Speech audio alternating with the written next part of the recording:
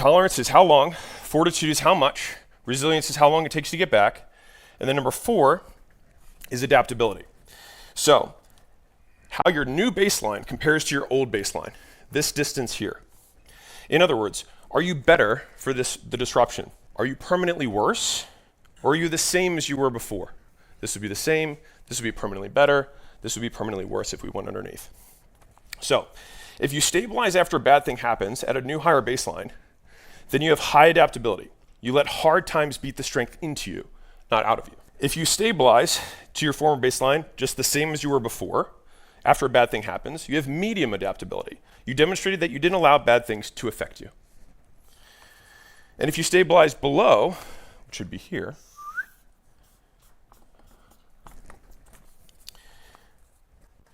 then the hard thing beat the strength out of you. Note, if the new baseline changes in either direction, positive or negative, then the experience traumatized you.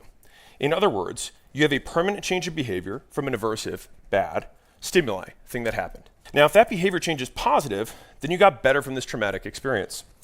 If it's against your long-term goals, then you got worse from it. But both outcomes, however, mean that you were traumatized. Like I said, you had a permanent change of behavior from a bad thing, aka you learned something different going forward. So this means that trauma, as it relates to us as individuals, rather than judging what happened to us, can be a force for good, if we let it. So people who take my words out of context want to make it seem like I justify trauma when it couldn't be further from the truth. I hope that no one has bad things happen to them. But I see bad things happening against our preferences, as a fact of life. The only thing we have is our response to those bad things, how we choose to act, or not, according to the ideals that we strive to live by. So I see these 4 components as the things that create mental toughness. And none of these are binary, like you have it or you don't. Instead, they exist on a continuum. It's how much or how little of each of these skills do you have. And this makes our behavior something malleable rather than an identity that we must be stuck for the rest of our lives. And so now that we have a basic understanding of these components, let's look at some real life examples. So if you had a 10 out of 10 mental toughness person, so this is one extreme. So you have somebody who's maxed out all stats in all 4, perfectly mental toughness. How does this ideal person behave when something bad happens? They have huge tolerance, so almost nothing bothers them.